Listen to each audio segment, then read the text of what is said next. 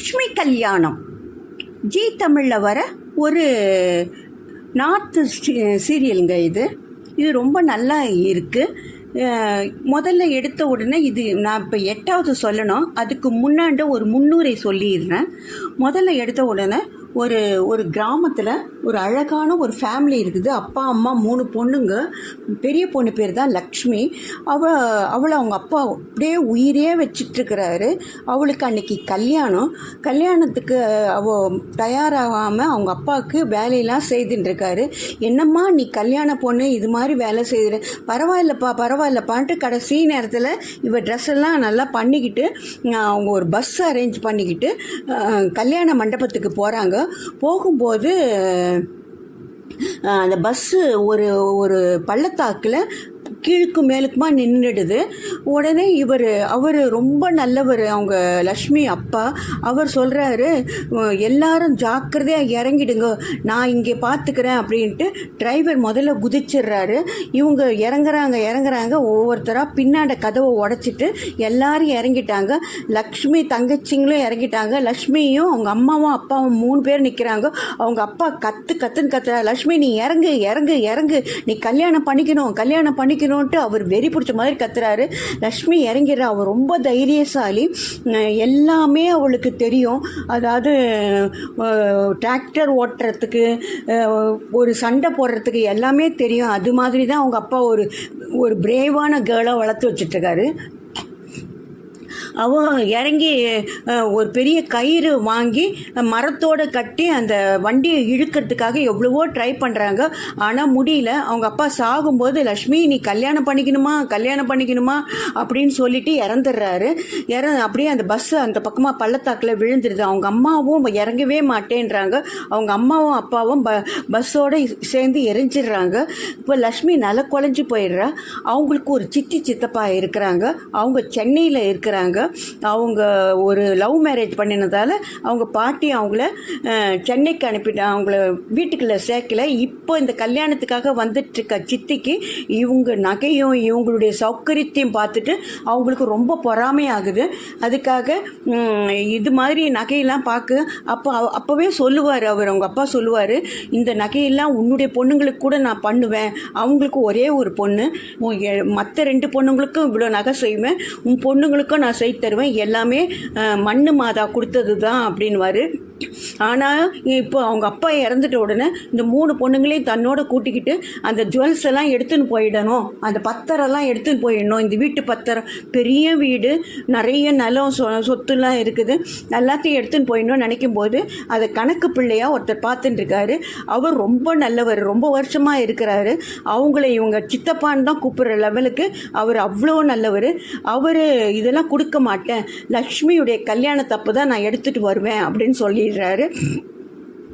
இதுக்காக இந்த அம்மா சென்னைக்கு வராங்க. சென்னைக்கு வரும்போதே இவங்க 3 பேரும் கேபில் ஏறிக்கிட்டு அவங்க 3 பேரையும் ஒரு ஆட்டோவில் ஏற்றி அனுப்புகிறாங்க. ஆட்டோக்காரன் இந்த 3 அழகான பொண்ணுங்க ராத்திரி நேரத்தில் வருவான். அவன் ஒரு தப்பான கண்ணோட்டத்தில் பார்க்குறத தெரிஞ்சிட்டு லக்ஷ்மி கீழே குதிச்சு அந்த அவங்க தங்கச்சிங்களும் கீழே குதிக்கிறாங்க. ஆட்டோவை எடுத்துக்கிட்டு இவ கண்ணா பின்னான்னு ஓட்டுறா. ஆட்டோக்காரன் பின்னாடியே துரத்தின்னு வரான். ரவுடிங்களும் துரத்திட்டு வராங்க. அப்போ ஒரு 7 ஸ்டார் ஹோட்டலில் போகிறா. அங்கே தான் நம்ம கதாநாயகன் ரிஷி கோத்ரா இருக்கான். அவன் என்ன பண்ணுறான், இவளை அடைக்கலம் கொடுக்குற மாதிரி போலீஸ் காட்டி கொடுத்துறான். அதுக்காக ப்ராமிஸ் பண்ணிவிட்டு போலீஸில் காட்டி கொடுத்துட்றான். அதுக்கப்புறம் 2-3 தடவை ரிஷியோட இவ சந்திக்கிறா. ஒரு தடவை ஜுவல்ஸ் வாங்கும்போது ஜுவல்ஸு கை தவறி இவ கழுத்துலேயே விழுந்துருது. ஆனால் அதை ஹானஸ்ட்டாக அவங்ககிட்ட கொடுத்துட்டு இவ வந்துடுவா. இன்னொரு தடவை இவங்க சித்தி என்ன பண்ணுறாங்க, அந்த தெருவுலேயே இருக்கிற ஒரு டிரைவருக்கு, அவன் பேர் தான் ரன்தீஸ், அவனுக்கு இவனுக்கு கல்யாணம் பண்ணி வைக்கணும் அப்படின்னு நினைக்கிறாங்க. அது இவளுக்கே கல்யாணம், ஏன்னா அவன் இவளுடைய பொண்ணை இவங்களுடைய ஒரே பொண்ணை விரும்புகிறான். அது எப்போ பார்த்தாலும் அவளை மோகமாக பார்த்துக்கிட்டே இருப்பான். அவன் ஏற்கனவே குடிக்காரன், 2 கல்யாணம் பண்ணவன், அவனுக்கு இவளை கல்யாணம் பண்ணி வச்சிடலாம் அப்படின்னு நினச்சி இவகிட்ட ஒரு 2 சொட்டு கண்ணீர் விட்டால் நம்ம லக்ஷ்மி கலங்கிடுவா, உங்கள் அப்பா அப்பாவுடைய ஆசை நிறைவேற வேணாமா, இவனை நீ கல்யாணம் பண்ணிக்கோ, இவன் நல்லா இருப்பான் அப்படின்ட்டு. அதே மாதிரி அவகிட்டையும் போய் என் பொண்ணை கல்யாணம் பண்ணிங்கன்னா உனக்கு சரியாக வராது, இது கிராமத்து பொண்ணு அப்படின்னு சொல்கிறான். அவன் இவளை கொஞ்சம் தாறுமாறாக நடந்து பார்க்குறான். அவள் அதுலேருந்து தப்பிச்சு வரும்போது ஒரு தடவை ரிஷியை பார்க்குறான். ஏன் அழுவுற அப்படின்னு சொல்லுவான். இவன் ஏற்கனவே ஒரு தடவை ப்ராமிஸ் பண்ணிவிட்டு போலீஸில் கொடுத்தமிச்சதால் அவன்கிட்ட பேச மாட்டா. இவ ஓடிடுவா. இது மாதிரி ஒரு 4 தடவை ரிஷியை ஏற்கனவே இந்த ஒரு நாள்லேயே பார்த்துட்ருப்பா, ஒரு 2 நாள்லேயே பார்த்துட்ருப்பா. உடனே கல்யாணத்துக்கு ஏற்பாடு பண்ணுவாங்க. அந்த கல்யாணத்தப்போ இவனுடைய ஹோட்டலில் இவனுடைய கீழே தான் இந்த இவன் கேப் டிரைவர் வேலை செய்கிறான். அதுக்காக இந்த 7 ஸ்டார் ஹோட்டல்லையே இவங்க கல்யாணம் பண்ணோன்னு தீர்மானம் பண்ணிகிட்ருக்காங்க. அதுக்காக அந்த அவங்களுடைய ஆளுங்களையெல்லாம் மடக்கிறான். ஏன்னா ரிஷி அன்னைக்கு வெளிநாட்டுக்கு போகிறான். அந்த ஒரு காரணத்தை வச்சு இவங்க எல்லாரும் பின்பக்கமாக போய் இந்த கல்யாணத்தை பண்ணலான்னு ஏற்பாடு பண்ணுறாங்க. கல்யாணம் நடந்துக்கினே இருக்கும்போது இவன் ரொம்ப குடிக்கிறான். அப்போ அவங்க அந்த ஊரில் இந்த சித்தப்பாவும் நகையெல்லாம் எடுத்துகிட்டு வந்துடுறாரு, கொஞ்சம் நகையெல்லாம் எடுத்துகிட்டு வந்துடுறாரு.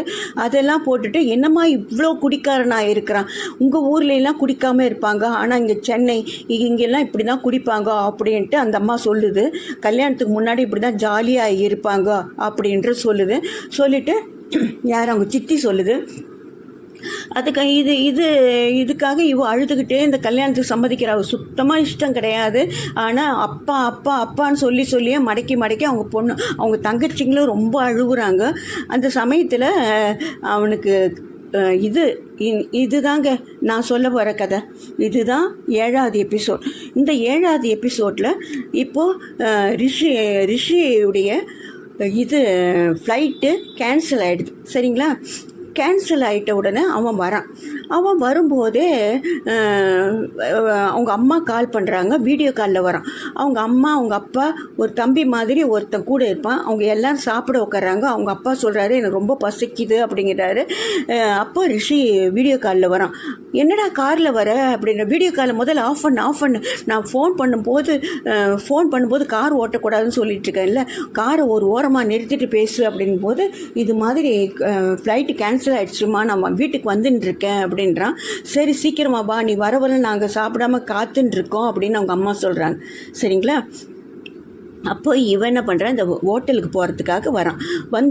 வரும்போது பார்த்தானா அந்த ஹோட்டலில் ஒரு மாதிரியாக இவனுக்கு இருக்குது.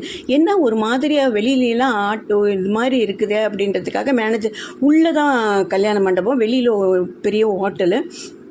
அதுக்காக அதெல்லாம் அவங்களுடைய ஆளுங்கள்லாம் நிறைய பேர் நிற்கிறாங்க. அதாவது ரிஷியுடைய ஆளுங்க தான். அப்போது ஒரு ஆள் நல்லா குடிச்சிக்கிட்டு வெளியில் வரான். யாருடா இது, நான் தான் இந்த கல்யாணத்துக்கு ஓனர் அப்படின்ற மாதிரி குடிச்சிட்டு வரான். யாருன்ட்டு அங்கே இருக்க அவனுடைய ஆளுங்களை கேட்குறான். இல்லை சார் ஒன்றும் இல்லைன்ட்டு சொல்கிறான். ஆனால் ரிஷிக்கு சந்தேகம் ஆகிடுது. அவன் உள்ளே போனால் கல்யாண வீடா இல்லை கல்யாண ஹோட்டலா, அவ்வளோ நேஸ்டி பண்ணி வச்சுருக்காங்க. எல்லாரும் குடிச்சிட்டு விஸ்கி பாட்டிலு இது உடஞ்சிட்டு இருக்குது, நிறைய விஸ்கி பாட்டிலு வாந்தி எடுத்து ஒரே அசிங்கமாக இருக்குது. அதை பார்த்துட்டு இவனுக்கு அப்படியே அதிர்ச்சி ஆகிடுது. கல்யாண மாப்பிள்ளைய ரன்தீர் அதான் அவனுடைய டிரைவர் உட்காந்துட்டு இருக்கான். அப்போ இவனை ரிஷியை பார்த்துட்டு அவன் எழுந்துக்கிறான். சார் மன்னிச்சிடுங்க சார் அவன் வேறு ரிஷியா, அவனும் சரி அவங்க அப்பனும் சரி சரியான மடையனுங்க. நான் அவங்கக்கிட்ட இருந்து நிறைய பணம் அடிப்பேன் அப்படின்னு சொல்லினே இருக்கும்போது தான் ரிஷி கேட்குறான். ரிஷி கேட்டுட்டு அவனை போய் சட்டையை பிடிக்கிறான். அவன் அப்புறம் தான் முதலாளியை பார்க்குறான். சார் வந்துட்டிங்களா, சாரி சார் இந்த கல்யாணமே நடக்காது சார், நாங்கள் போகிறோம்னு சொல்லினே இருக்கிறதுக்குள்ளே ஒரு விஸ்கி பாட்டில் கீழே விழுந்து அதில் நெருப்பு பற்றிக்கிச்சு. நெருப்பு பற்றி இந்த ஹோட்டலே எரிய ஆரம்பிச்சிடுச்சுங்க. ஹோட்டல் எரிய ஆரம்பித்த உடனே இவன் ரிஷி என்ன பண்ணுறான், உள்ளே நிறைய ஆளுங்க இருக்காங்களே, முதல்ல உயிரை காப்பாற்றணுமே, அப்புறம் ஹோட்டலுக்கு தானே கெட்ட பேர் வரும் அப்படின்றதுக்காக அவங்க ஆளுங்களெல்லாம் சொல்லி எந்தெந்த ரூமில் ஆளுங்க இருக்காங்க முதல்ல வெளியில் அனுப்புன்னு எல்லாரையும் வெளியில் அனுப்பிட்டே இருக்கும்போது ரிஷி போய் ஒரு ரூமில் போய் கதவை இது போனோம், யாராவது இருக்காங்களான்னு பார்க்கறதுக்காக உள்ளே போனால் கதவுல உள்பக்கமாக லாக் ஆகிடுச்சு. அவனால் வெளியிலேயே வர முடியல. ரிஷி கோத்தராவால் வெளியிலே வர முடியல. அவன் இரும்பின்னு இருக்கான். அவனுடைய ஆளுங்களும் அந்த பக்கமாக நிற்கிறாங்க. ஒரு 20 ஆளுங்க. எங்கே ரிஷின்னு கேட்குறாங்க.